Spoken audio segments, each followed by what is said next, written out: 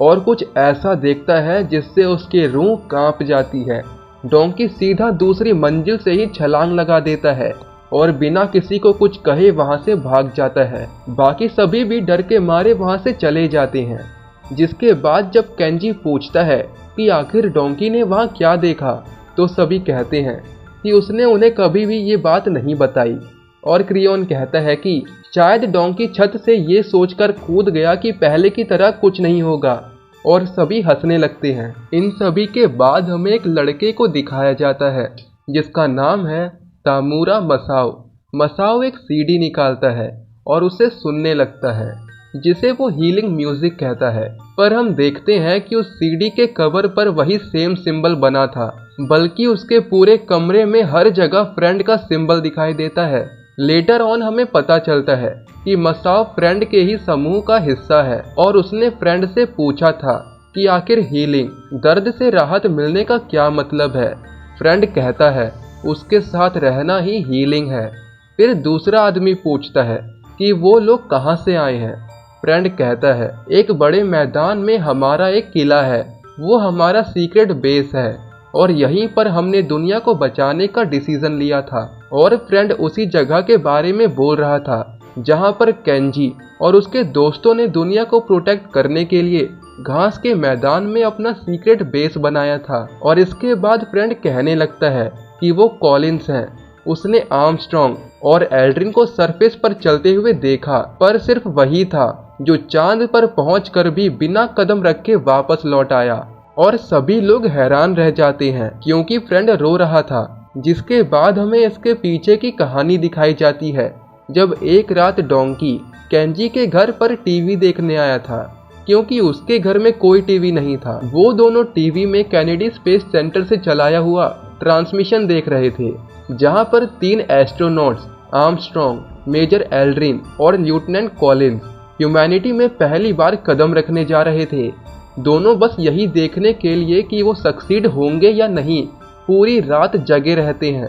पर सब कुछ धुंधला दिख रहा था, आवाज भी कट कट के आ रही थी। केंजी के अंदर इतनी हिम्मत नहीं थी कि अब वो और जग सके, और वो वही कारपेट पर सो जाता है। अगले दिन केंजी अपने सभी दोस्तों से मिलता है, जहां पर वो दोनों भी सुबह के 5 बजे तक जगे रहे, पर लास्ट में क्या हुआ नहीं देख पाए। जिसके बाद केंजी बताता है कि डोंकी पूरी रात टीवी देखता रहा, सिर्फ वही बता सकता है कि आखिर क्या हुआ।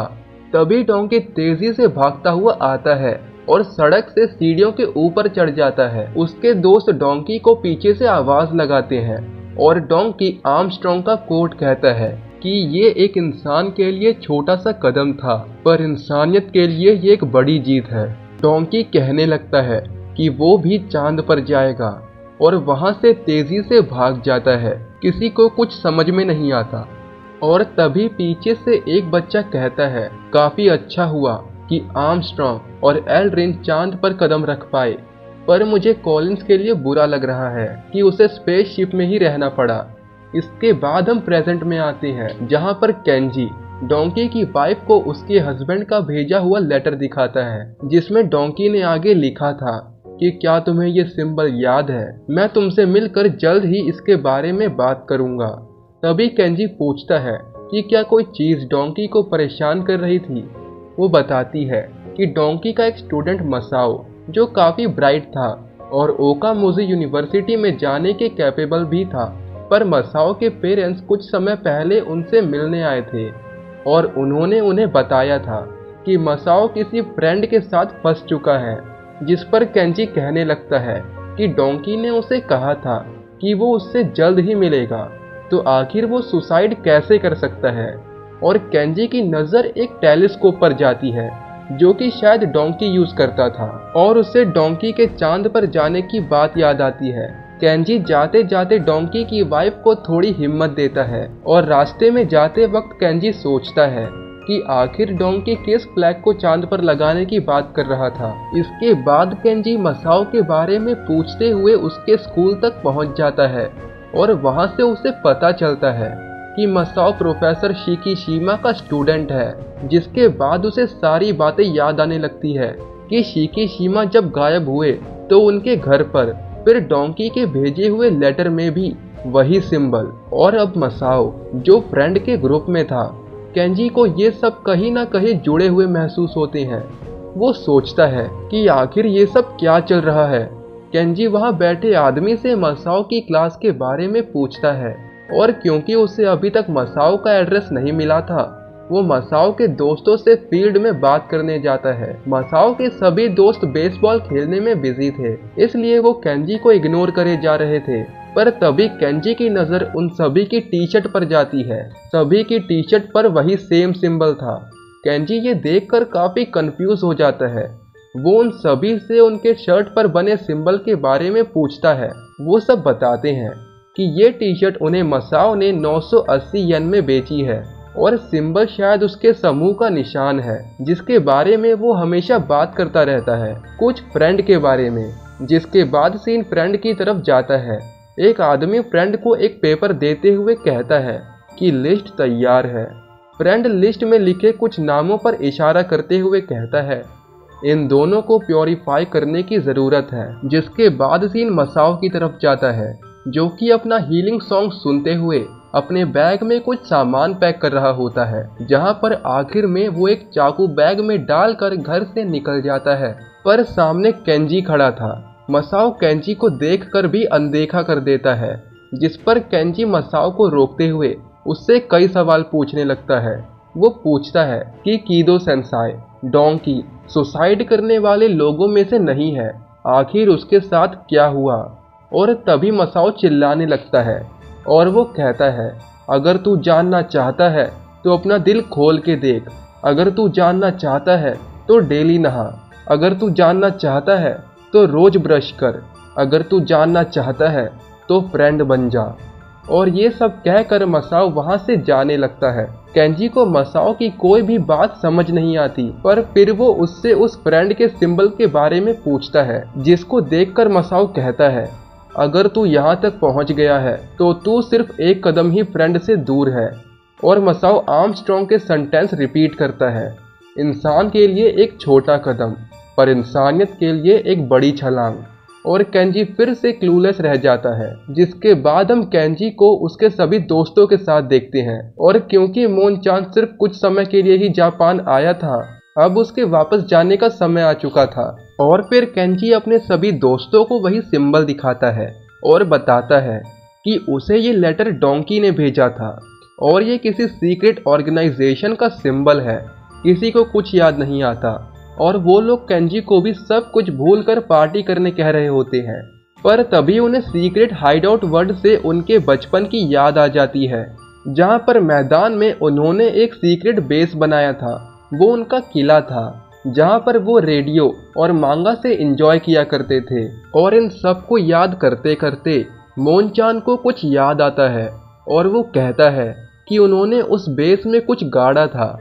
सभी कहने लगते हैं, पर उन्हें तो ऐसा कुछ भी याद नहीं आ रहा है। पर मोन-चान कहता है उसे पूरा यकीन है कि उन्होंने वहाँ कुछ छिपाया था, और अगर उन्हें भरोसा ना हो तो वो सब अभी उसके साथ चले। जिसके बाद वो सभी अपनी उसी पुरानी जगह पर जाते हैं, जहाँ अब बड़ी बड़ी बिल्डिंग्स बन चुकी थी। सारी जगह इतनी बदल चुकी थी कि उन्हें अपनी आंखों पर यकीन नहीं हो पा रहा था। जिसके बाद फाइनली वो उस जगह पर पहुँच जाते हैं जहां उनका सीक्रेट बेस हुआ करता था। पर किस्मत से जिस पेड़ के नीचे उन्होंने वो चीज गाड़ी थी, वो अभी भी वही था। सभी दोस्त पेड़ की हर तरफ खुदाई करने लगते हैं।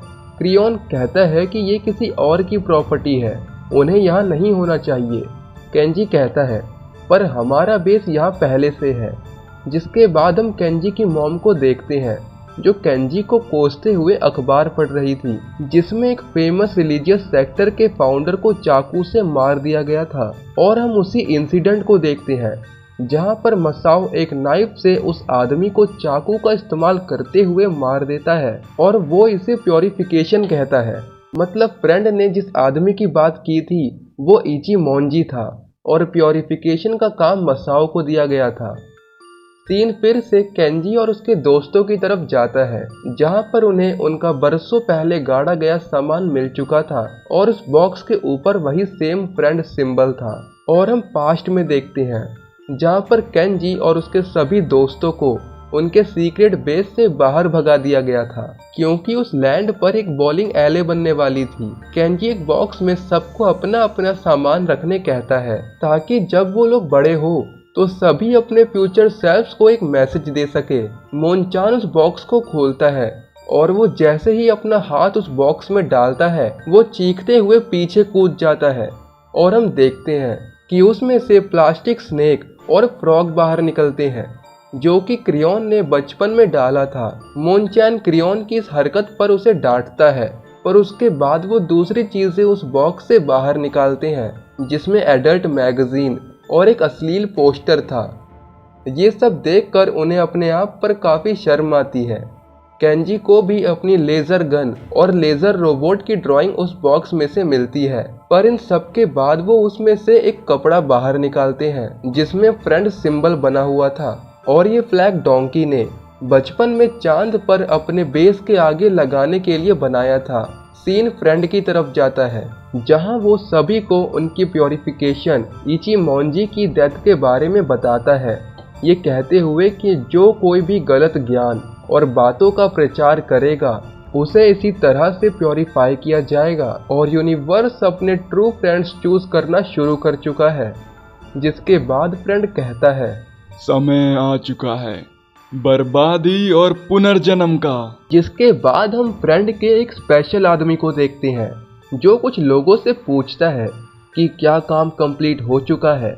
वर्कर्स बताते हैं कि उन्हें बेहद खेद है देरी के लिए, जिस पर मानजो में कहता है बस फ्रेंड खुश होना चाहिए। और जब मानजो में फ्रेंड शिप देखता है तो उसे यकीन था कि फ्रेंड इससे पक्का खुश हो जाएगा। सीन अब केंजी और उसके दोस्तों की तरफ जाता है, जहां पर अब मोनचान वापस जा रहा था। सभी लोग उसे विदा करने के लिए एयरपोर्ट पर छोड़ने आते हैं, और मोनचान को छोड़ने के बाद जब सभी वापस जा रहे थे, केंजी अपने दोस्तों से उसी बॉक्स के बारे में बात करता है कि पक्का ये बॉक्स काफी इम्पोर्टेंट है। पर उसके दोस्त बोलने लगते हैं कि आखिर वो अभी तक उसके पीछे क्यों पड़ा है, वो उसे भूल क्यों नहीं जाता।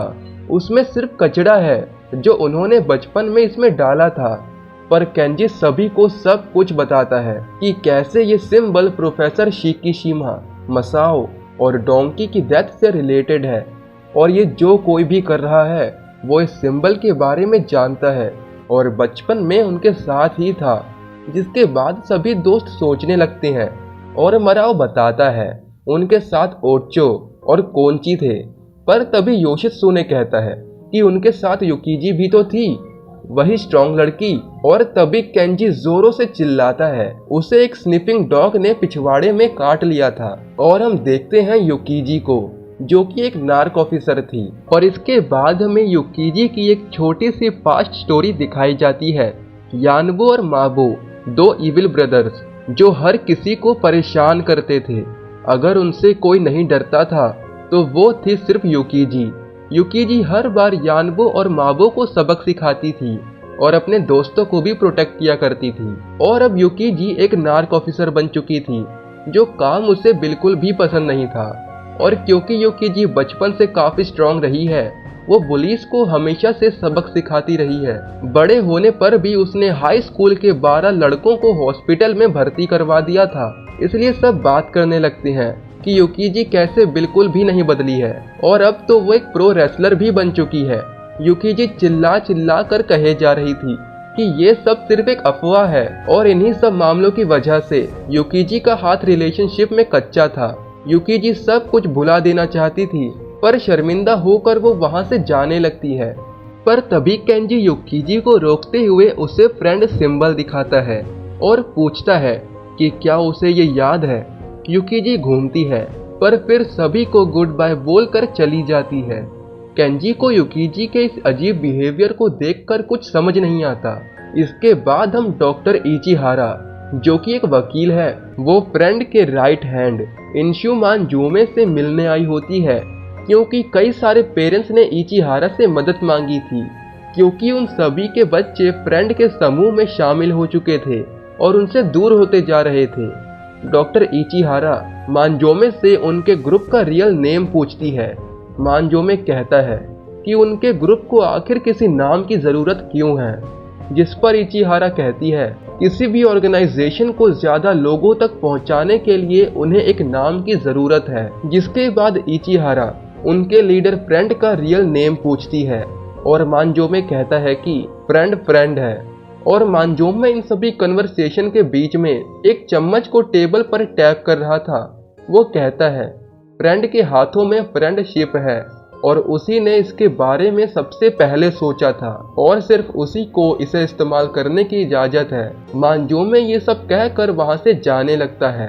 डॉक्टर इचिहारा मांजोमे को रोकने की कोशिश करती है पर मांजोमे नहीं रुकता और उसके जाने के बाद इचिहारा का पार्टनर कहने लगता है कि उसने शायद इस आदमी को पहले भी कहीं देखा है। और तभी उनकी नजर टेबल पर रखी चम्मचों पर जाती है जो पूरी तरह से बेकार हो चुके थे। इसके बाद सीन केंजी के मिनी मार्ट पर जाता है जहां पर युकीजी केंजी को बताती है कि उसे याद आ चुका है कि वो सिंबल किसने बनाया था। पर जब केंजी उस सिंबल के बारे में पूछता है तो युकीजी कहती है कि आखिर वो इस सिंबल के बारे में कैसे भूल सकता है जब पूरा टाइम वो बचपन में सिर्फ दुनिया को बचाने की ही बात किया करता था। और युकीजी के पूछने पर कि क्या केंजी को सच में कुछ भी याद नहीं है और आखिर वो अब अचानक से इस सिंबल के बारे में क्यों जानना चाहता है, केंजी कहता है कि वो पहले सिर्फ एक बच्चा ही तो था। और केंजी बताता है कि डोंकी ने मरने से पहले उसे एक लेटर भेजा था जिसमें उसने उससे इस सिंबल के बारे में पूछा था।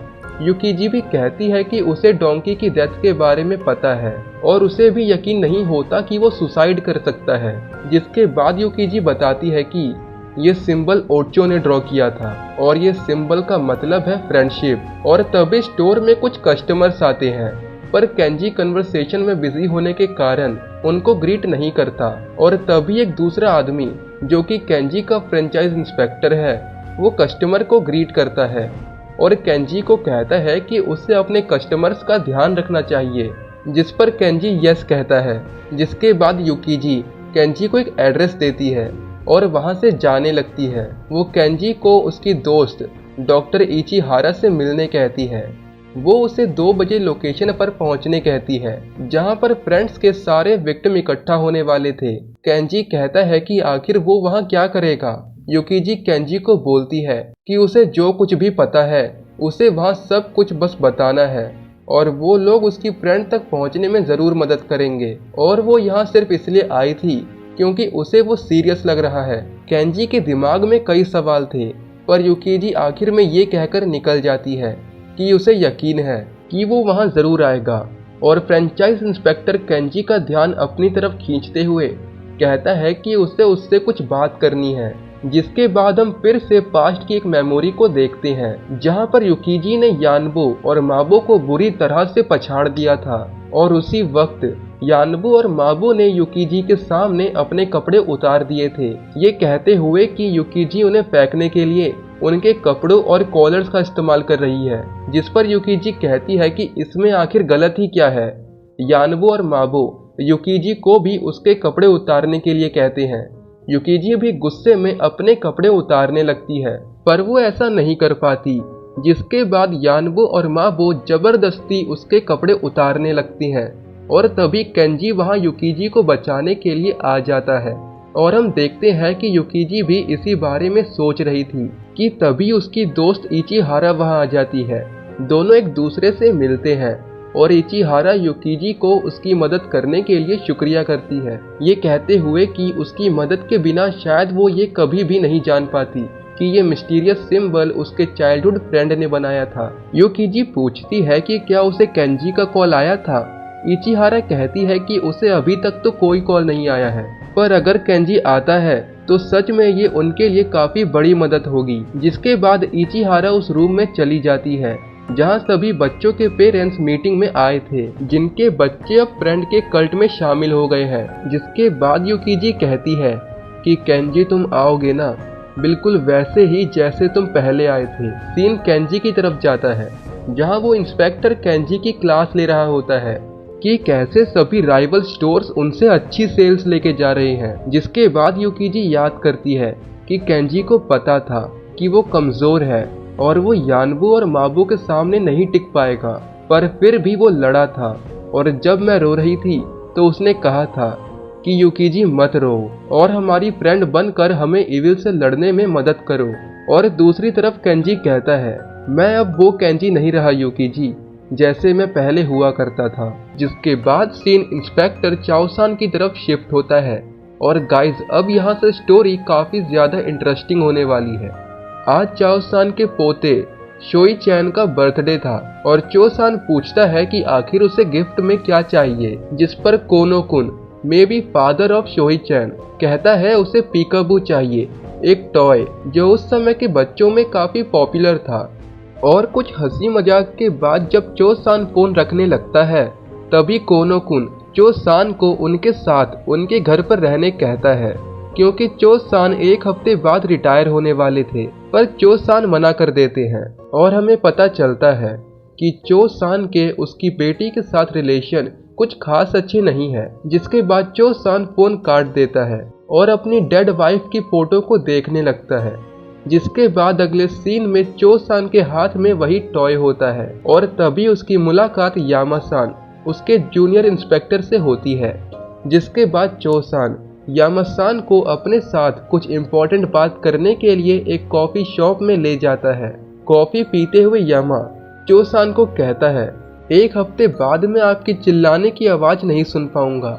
जिसके बाद चोसान कहता है, मैं भी इसी बारे में बात करना चाहता हूँ। मैं चाहता हूँ कि अगले हफ्ते से तुम इस केस को संभालो। जिसके बाद यामा कहता है, वो शिकीशिमा का मिसिंग फैमिली केस।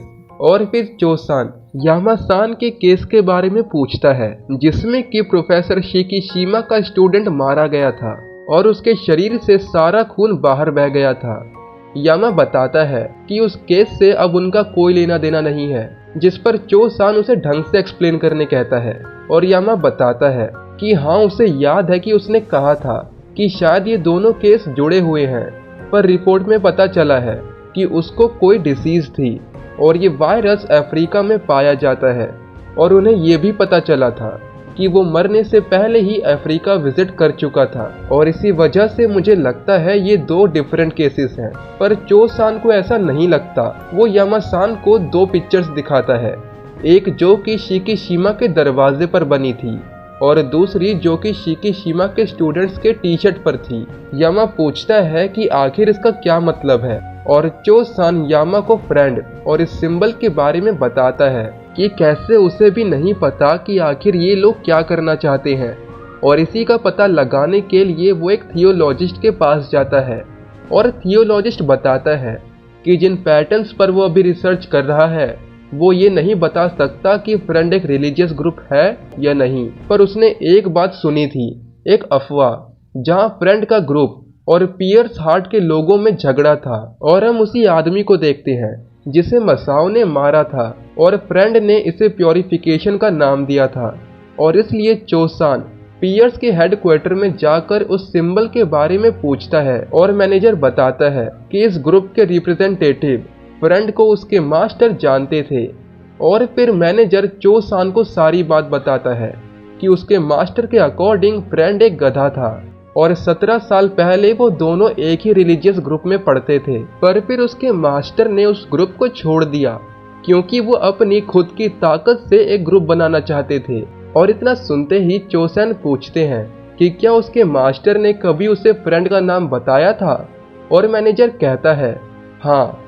जिसके बाद चोसान उसी ग्रुप के होम पर पहुंच जाता है जहां से 17 साल पहले पियर निकल गया था। और वहां से उसे उसके एड्रेस के बारे में पता चलता है जो कि अब सिर्फ एक वेयरहाउस बन चुका था, पर वो प्रोफेसर शिकीशिमा से काफी करीब था। जिसके बाद वो पास की शॉप में उस घर में रहने वाले आदमी के बारे में पूछता है और वहां से वो फ्रेंड के पुराने स्कूल में पहुंच जाता है। जिसके बाद चोसान उस स्कूल से उस समय की सारी ईयर बुक्स घर ले आते हैं और उन्हें अच्छे से देखने के बाद चोसान को उसमें एंदो केंजी का नाम भी दिखाई देता है और उसी के साथ था फ्रेंड। और जब वो एंदो केंजी का एड्रेस मैच करते हैं तो उन्हें पता चलता है कि ये वही मिनी मार्ट वाला केंजी था। और यहीं से चोसान को पता चला कि केंजी और फ्रेंड दोनों क्लासमेट्स थे। जिसके बाद चोसान सीधा केंजी से मिलने उसकी मार्ट जाते हैं, पर वो देखते हैं कि केंजी का कॉर्पोरेट मैनेजर केंजी की क्लास ले रहा होता है और केंजी चुपचाप से सारी बातें मान रहा था। चो-सान दरवाजे से ही चले जाते हैं और केंजी से उस समय बात नहीं कर पाते, जिसके बाद यामा कहता है तो तुम केंजी से नहीं पूछ पाए और यही तक तुमने अभी इन्वेस्टिगेशन करी है। जिस पर चो-सान बताने लगते हैं कि उसने फ्रेंड के टीचर से भी बात करी है, पर तभी कोनो-कुन का फोन आता है। वो चो-सान को उसके नाती के बर्थडे में जल्द से जल्द आने के लिए कहता है, जिस पर चो-सान कहता है कि वो जल्द ही आ जाएगा और वो फोन काट देता है। जिसके बाद चो-सान बताते हैं कि आज उनके नाती का बर्थडे है, जिस पर यामा कहता है तो ये गिफ्ट तुम अपने नाती के लिए खरीद कर लाए हो। पर तभी चो-सान कहते हैं कि शायद वो पार्टी में ना जाए, जिस पर जब यामा कारण पूछता है तो चो-सान बताते हैं कि उसका उसकी बेटी के साथ रिश्ता अच्छा नहीं है। जिसके बाद चो-सान बताते हैं कि स्पोर्ट्स डे के दौरान मैंने अपनी बेटी से प्रॉमिस किया था कि मैं उसे वहां देखने आऊंगा, पर मैं 2 घंटे लेट हो गया और उसकी शादी के वक्त जब मुझे उसके साथ होना चाहिए था मैं 3 घंटे लेट पहुंचा और सारी रस्म किसी और रिलेटिव को करनी पड़ी। और इतना ही नहीं, जब मेरी वाइफ अपनी आखिरी सांसें गिन रही थी मैं 4 घंटे लेट पहुंचा और उस दिन के बाद से युमिको ने मुझसे दोबारा कभी भी बात नहीं करी। और फिर कुछ देर की खामोशी के बाद चो-सान अपने आप को वर्थलेस और बेवकूफ़ कहते हैं। जिसके बाद चो-सान यामा को ये केस संभालने कहते हैं, क्योंकि शायद ये केस काफ़ी बदतर मोड़ ले सकता है या फिर शायद ये मामला बदतर हो चुका है। जिसके बाद चो-सान यामा को बताते हैं कि जब मैंने केंजी और फ्रेंड को पढ़ाने वाले टीचर से बात करी तो उन्होंने मुझे बताया कि उस समय क्लास 7 का उन्हें सिर्फ एक ही इंसिडेंट याद है, स्पून बेंडिंग इंसिडेंट, जहां लंच टाइम के दौरान सारे चम्मच मरोड़ दिए गए थे। जिस पर चो-सान के पूछने पर कि आखिर वो सब किसने किया, तभी फोन की रिंग बजती है और फोन पर युमिको थी। युमिको अपने फादर को पार्टी में आने के लिए कहती है। जिस पर जब चो-सान पूछते हैं कि क्या वो श्योर है, युमिको कहती है कि अगर आप सिर्फ 1 घंटा ही लेट होते हो तो मैं आपको माफ़ कर दूंगी, जल्दी आना। और चो-सान रोते हुए कहता है कि वो ज़रूर आएगा। और फ़ोन कट होते ही यामा केस की बुक बंद करते हुए जल्दी से चो-सान को पार्टी में जाने कहता है। वो कहता है कि आखिर वो किस चीज़ का वेट कर रहा है, उसे जल्दी से अपने नाती को देखने जाना चाहिए और अब से केस की जिम्मेदारी उसकी है। और चो-सान यामा को थैंक्स बोलते हुए वहां से जाने लगते हैं, पर उसे अभी भी केस की चिंता थी। तो यामा चो-सान के पीछे हाथ मारते हुए उसे टेंशन फ्री होने कहता है। दोनों एक दूसरे की तरफ मुस्कुराते हुए देखते हैं और चो-सान गिफ्ट लेके निकल जाता है। पर तभी हम यामा की आवाज़ सुनते हैं। वो कहता है, मुझे माफ़ कर देना, मेरी वजह से काफ़ी परेशानी हुई। पर वो आदमी कुछ ज़्यादा ही जान चुका था। अगर मैं फ्रेंड से पहले मिला होता तो ये सब नहीं होता। और हाँ, मैंने उसे प्योरीफाई कर दिया है। और हम देखते हैं कि चो-सान की गर्दन पर एक छेद था और चो-सान के उनके गर्दन पर हाथ रखते ही वहाँ से बहुत सारा खून निकलता है और देखते ही देखते चो-सान के मुंह और नाक से भी खून बहने लगता है और वो वहीं गिर जाते हैं। और दूसरी तरफ हम देखते हैं कि यामा फ्रेंड के समूह का हिस्सा होता है। और इन सब के बाद हम अगले दिन न्यूज़पेपर में खबर देखते हैं कि डिटेक्टिव चो-सान, जो कि 1 हफ्ते बाद रिटायर होने वाला था, उसके पूरे शरीर से सारा खून बह गया और वो मारा गया। और गाइस, यामा-सान ने चो-सान के पीछे जब हाथ मारा था, उसने तभी ये वायरस चो-सान के अंदर इंजेक्ट कर दिया था। जिसके बाद हम आखिर में केंजी को देखते हैं, जिसकी दुकान पर कोई कस्टमर आता है।